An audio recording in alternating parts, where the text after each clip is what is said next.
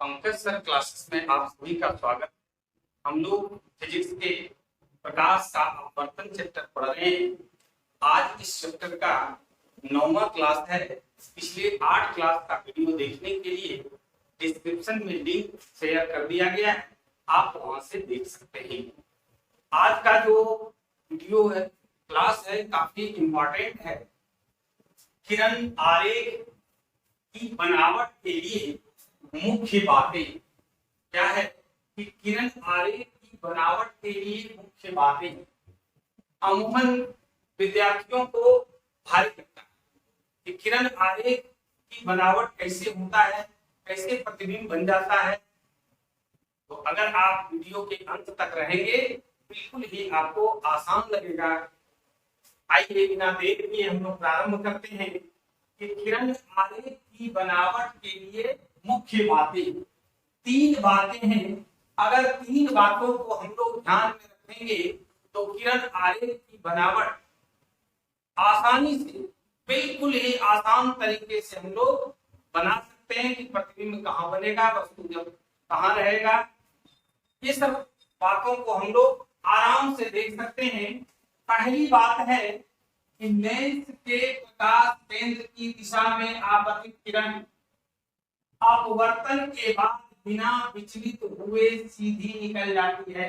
पहली बात, फिगर में भी देखिए, ये उत्तल लेंस है, ये प्रकाश केंद्र है और प्रकाश केंद्र से होकर जब प्रकाश की किरणें आपतित होती है तो लेंस से अपवर्तन के बाद सीधे निकल जाती है बिना विचलन के। क्या हम लोग ये कह सकते हैं कि प्रकाश की किरणें अगर लेंस के प्रकाश केंद्र से होकर अगर गुजरती है तो वो बिना अपवर्तन के सीधे निकल जाती है। ठीक उसी प्रकार से अगर हम अवतल लेंस में भी देखेंगे तो यहाँ पर भी प्रकाश केंद्र से होकर जो प्रकाश की किरणें आपतित होती है वो अपवर्तन के बाद बिना विचलित हुए सीधे वो निकल जाती है। यानी किसी प्रकार का डेविएशन नहीं होता है, किसी प्रकार का विचलन नहीं होता है, किसी प्रकार का कोई अपवर्तन नहीं होता है, वो सीधी निकल जाती है। और ये काफी इंपॉर्टेंट निकल का ऑब्जेक्टिव के लिए भी प्रश्न बनता है कि लेंस का कौन सा भाग है, कौन सा बिंदु है मुख्य अक्ष का, जिधर से होकर प्रकाश की किरणें अगर गुजरती है तो अपवर्तन नहीं होता है, बिना विचलन के वो सीधे निकल जाती है। तो आपका आंसर होगा प्रकाश केंद्र। दूसरा जो बिंदु है वो है कि लेंस के मुख्य अक्ष के समांतर आने वाले आप देखिए उत्तल लेंस में ये जो है देख भी दिया गया है, ये मुख्य अक्ष है। वक्रता केंद्रों को मिलाने वाली रेखा मुख्य अक्ष कहलाती है। इसमें भी देखिए वक्रता केंद्रों को मिलाने वाली रेखा मुख्य अक्ष कहलाती है। तो मुख्य अक्ष के समांतर आने वाली किरण अपवर्तन के बाद फोकस से होकर गुजरती है। यहाँ देख लीजिए ये मुख्य अक्ष के समांतर आपतित किरणें अपवर्तन के बाद फोकस से होकर गुजरती है। या आप अवतल लेंस की अगर बात करेंगे तो फोकस से होकर गुजरती हुई प्रतीत हो रही है। डॉटेड लाइन से इसको दिखाया गया है। ये ध्यान में रखेंगे कि जब भी प्रकाश की किरणें लेंस के मुख्य अक्ष से होकर आपतित होती है तो अपवर्तन के बाद फोकस से होकर गुजरती है या गुजरती हुई प्रतीत होती है। तीसरी जो मुख्य बातें हैं वो है कि लेंस के फोकस से होकर आने वाली किरण अपवर्तन के बाद मुख्य अक्ष के समांतर निकल जाती है। अब देखिए ये उत्तल लेंस है, यहाँ पर देखिए ये मुख्य अक्ष है, ये जो लाइन खींची गई है वक्रता केंद्रों को मिलाने वाली रेखा मुख्य अक्ष कहलाती है। और ये फोकस है, ये बिंदु देख रहे हैं प्रकाश की किरणें आपतित हो रही है फोकस से होकर और लेंस से अपवर्तन के बाद वो मुख्य अक्ष के समांतर निकल रही है। ये मुख्य अक्ष है और ये अपवर्तित किरण है, अपवर्तन के बाद निकल रही है जो मुख्य अक्ष के समांतर है, पैरेलल है। अब आइए अवतल लेंस में देखते हैं कि ये किरणें आती है तो इस दिशा में इधर देखिए मिलती हुई प्रतीत हो रही है, फोकस से फोकस की दिशा में ही आपतित हो रही है, लेकिन वहां जाने से पूर्व ही ये लेंस से अपवर्तन के बाद क्या हो रहा है, मुख्य अक्ष के समांतर निकल जाती है, मुख्य अक्ष के समांतर हो जाती है। यहाँ पर ये बहुत ही इंपॉर्टेंट हम लोग 3 बातों को देख पढ़ा। पहली बात है कि अगर लेंस के प्रकाश केंद्र से होकर किरणें आपतित होती है तो वो अपवर्तन के बाद बिना विचलित हुए सीधे निकल जाती है।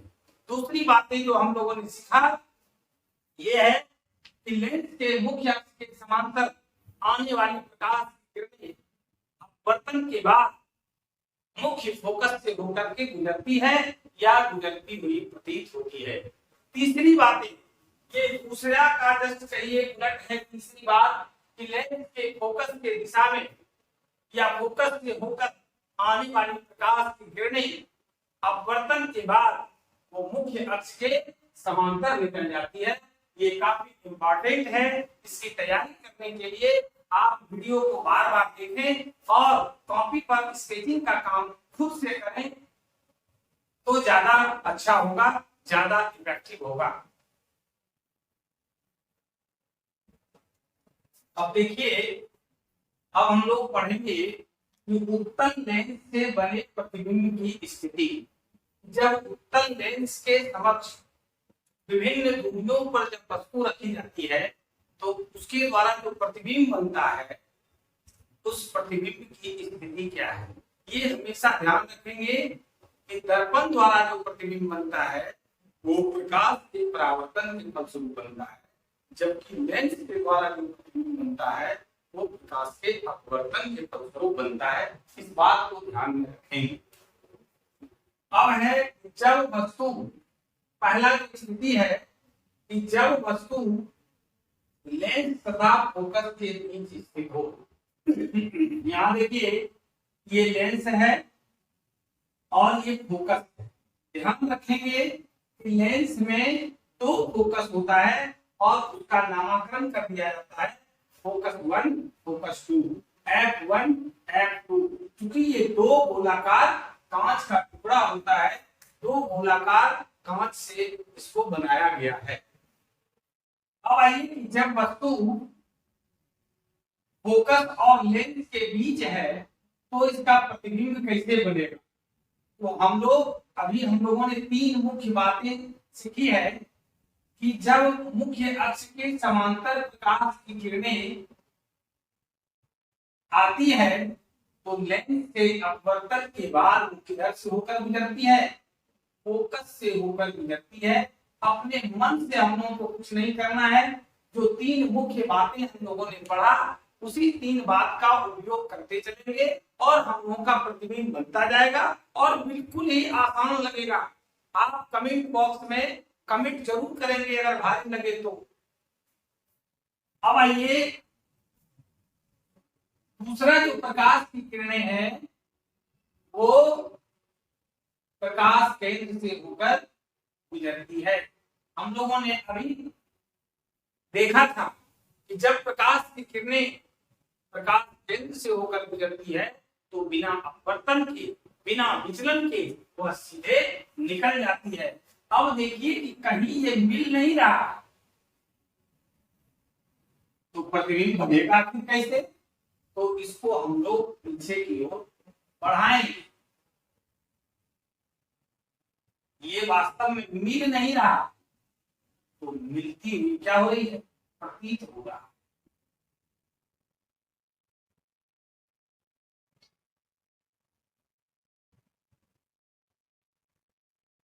और बढ़ा रहे हैं यहाँ ये मिल रही है।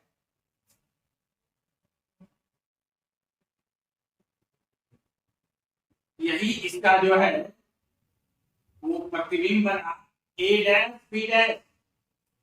वस्तु AB का जो प्रतिबिंब बन रहा है वो A डैश B डैश बन रहा है।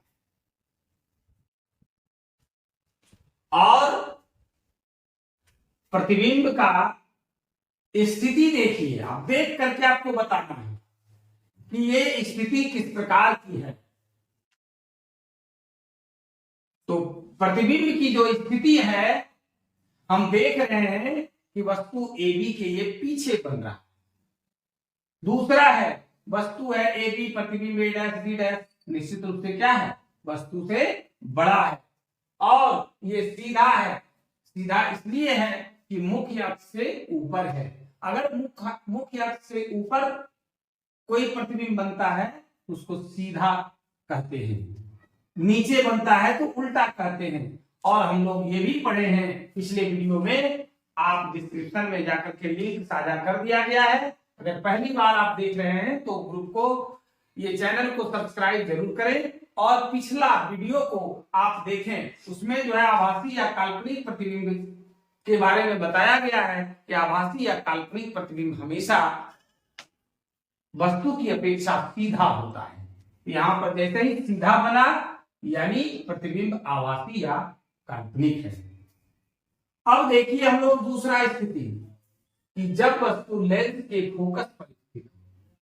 कहां स्थित हो, फोकस पर। हम लोग एक प्रतिबिंब वस्तु लेते हैं ए बी, इसमें भी मुख्य अक्ष के समांतर जो किरणें आपतित होती है वो फोकस से होकर गुजरती है। इसका ख्याल हमेशा हम लोग रखेंगे कि प्रकाश की किरणें जो मुख्य अक्ष के समांतर आपतित होती है वो फोकस से होकर गुजरती है। दूसरी जो किरणें हैं वो प्रकाश केंद्र से होकर गुजरती है तो बिना विचलित हुए सीधे निकल जाती है। अब देखिए ये दोनों किरणें क्या है, समांतर है, ये कहीं नहीं मिलेगा, यानी जिसका कोई अंत नहीं हो उसको अनंत कहेंगे। ये अनंत पर जाके प्रतिबिंब बनाएगा। आइए कि वस्तु ए बी का प्रतिबिंब कहां बन रहा है, अनंत पर। तो प्रतिबिंब की स्थिति क्या होगा, तो ये प्रतिबिंब कहां बनेगा, अनंत पर। क्योंकि ये समांतर किरणें निकल गई है और समांतर किरणें आपस में मिलती नहीं है, तो हम लोग वैसे स्थिति को ये मान लेते हैं कि ये कहां पर मिल रही होगी, अनंत पर, जिसका कोई अंत ना हो। तो अनंत पर ये प्रतिबिंब बन रहा है और जब प्रतिबिंब अनंत पर बन रहा है, वस्तु ए बी है, इसका मतलब है बहुत दूर बन रहा है, इट मीन्स बहुत बड़ा बन रहा है, वस्तु से बहुत बड़ा बन रहा है। ध्यान पूर्वक समझिए, हर बिंदु में, हर पॉइंट में ऑब्जेक्टिव है। तीसरा जो है हम लोग देख रहे हैं कि जब भी बनेगा तो अनंत पर बनेगा, लेकिन क्या होगा, मुख्य अक्ष के नीचे बनेगा। तो मुख्य अक्ष के नीचे बनने का मतलब हो गया उल्टा बनना। और चौथी जो बातें हैं, चौथी जो प्रतिबिंब की स्थिति है, प्रतिबिंब की विशेषताएं हैं, अगर ये उल्टा है तो ये वास्तविक प्रतिबिंब है। इसलिए कि वास्तविक प्रतिबिंब हमेशा वस्तु की अपेक्षा उल्टा होता है।